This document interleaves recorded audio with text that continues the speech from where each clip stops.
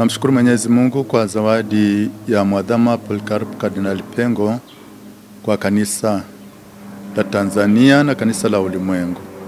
Amefanya mambo mengi kama kardinali na amelihudumia taifa la Mungu kwa moyo wa upendo kabisa. Kwa hiyo nimepokea kifo hicho kama sikitiko makubwa sana. Ni msiba wetu sisi sote. Kwa hiyo nimepokea kwa masikitiko makubwa na huzuni, lakini pia kwa moyo wa imani na matumaini, tukijua kabisa kwamba Mwenyezi Mungu ndiye ametuumba kwa sura na mfano wake na ndiye anatuita pia kwake. Kwa hiyo amemuita Mwadhama Polycarp Kardinali Pengo kwake. Tunamwomba Mwenyezi Mungu ampokee katika furaha ya milele huko mbinguni. Mwadhama Polycarp Kardinali Pengo, kama nilivyosema, alikuwa ni zawadi kwa kanisa la Tanzania na kanisa la ulimwengu. Amefanya mambo mengi, na kama kardinali na pia kama askofu alifanya kazi ya kufundisha mafundisho ya kanisa, kuhubiri neno la Mungu, kuhubiri Injili. Amefanya kazi ya kutakatifuza watu wa Mungu, na alifanya kazi ya kitume ya kuongoza kama mchungaji, na amefanya hayo kwa busara kubwa na kwa unyenyekevu na kwa moyo wa kujitoa sadaka. Kwa hiyo kanisa limempoteza mchungaji muhimu, limempoteza mwalimu, limempoteza kiongozi ambaye alisimama imara kutetea imani ya kanisa moja takatifu Katoliki la mitume. Kwa hiyo tunasikitika kwamba tumempoteza kiongozi na mchungaji. Nakumbuka alipoteuliwa kuwa askofu wa Nachingwea mwaka 1983. Wakati huo ndio nilikuwa nimemaliza shule ya msingi, na nikaona taarifa hizo kwenye gazeti. Nikasoma habari zake wakati huo nikiwa nimemaliza shule ya msingi, lakini baadaye nilipokuwa naendelea na masomo, nikasikia pia amekuja Dar es Salaam kama askofu, na baadaye akateuliwa kuwa kardinali.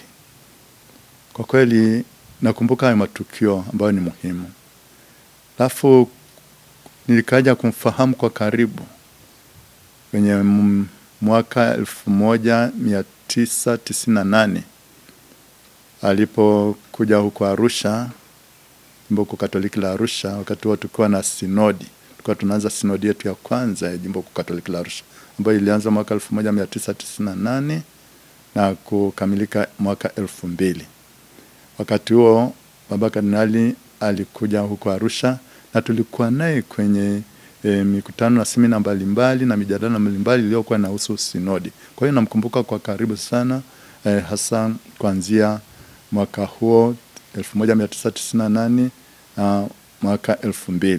Wakati huo mwaka 2000 nikiwa katibu mkuu wa jimbo, tuliweza kukutana naye kwa karibu, na wakati wa sinodi nakumbuka mchango wake mkubwa ambao aliutoa wakati huo. Katika mijadala tulikuwa tunajadiliana familia ya Mungu, mapadre, watawa, Wakristo walei. Hasa katika majadiliano hayo, naye alikuwa anashiriki katika hayo majadiliano ya sinodi. Baadaye tunakuja na azimio au maazimio, naye baba Mwadhama anatoa pia msimamo wake na ushauri wake, anasema hapa naona tufanyike hivi na hivi na hivi. Kwa hiyo tukatoka na maazimio ambayo ni mazuri, ambayo yametuongoza katika jimbo letu Katoliki la Arusha. Wakati wa sinodi tulitoka na maazimio 11.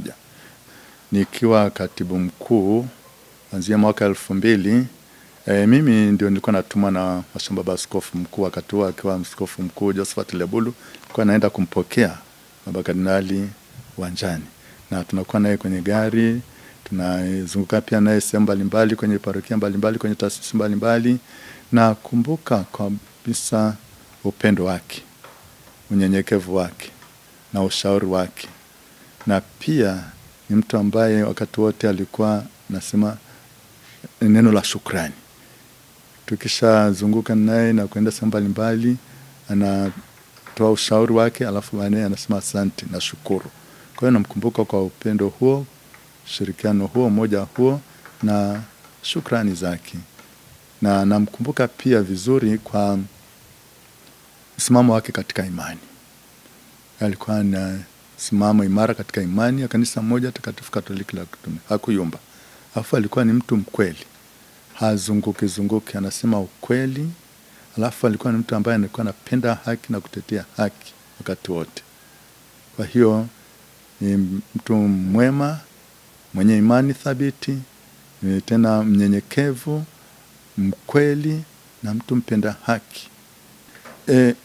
Alichokuwa anasisitiza zaidi ni kushirikiana na uongozi wa jimbo, kwamba tufanye kazi vizuri wa kushirikiana na askofu wa jimbo, alafu na familia ya Mungu kwa ujumla. Kwa hiyo alisisitiza hayo. Hata kunapotokea changamoto za hapa na pale, anasisitiza huo, kwamba kuwepo na ushirikiano na uongozi wa jimbo na msimamo imara katika imani, ufanye kazi kwa pamoja. Na mimi nakumbuka wakati huo nikiwa katibu mkuu wa jimbo, alinieleza pia hayo. Sababu nilikuwa nafanya kazi kwa karibu na shamba baskofu mkuu mstaafu Josephat Lebulu wakati wake wa askofu mkuu wa jimbo.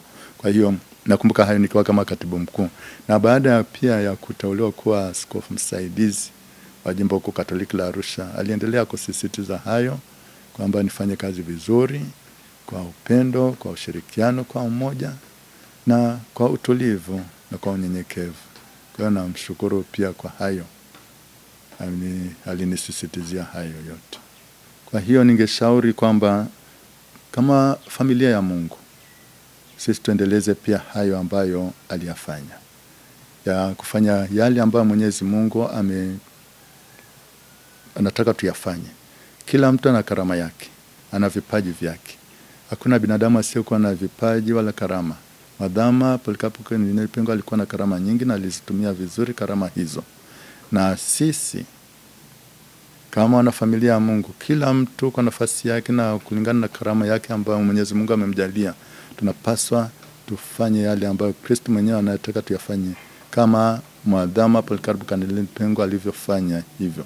Tufanye kwa upendo, kwa unyenyekevu, kwa umakini, kwa busara, kwa ajili ya sifa na utukufu wake Mwenyezi Mungu, kwa ajili ya wokovu wa roho zetu na roho za watu wote, kwa sababu Mwadhama pia alikuwa anafanya hayo kwa ajili ya watu wa Mungu, kwa ajili ya sifa na utukufu wake Mwenyezi Mungu na kwa ajili ya wokovu wa roho za watu wote. Kwa hiyo na sisi tufanye hayo, tutumie vizuri vipaji vyetu na karama zetu kwa ajili ya sifa na utukufu wa Mungu na kwa ajili ya wokovu wa roho zetu na roho za watu wote.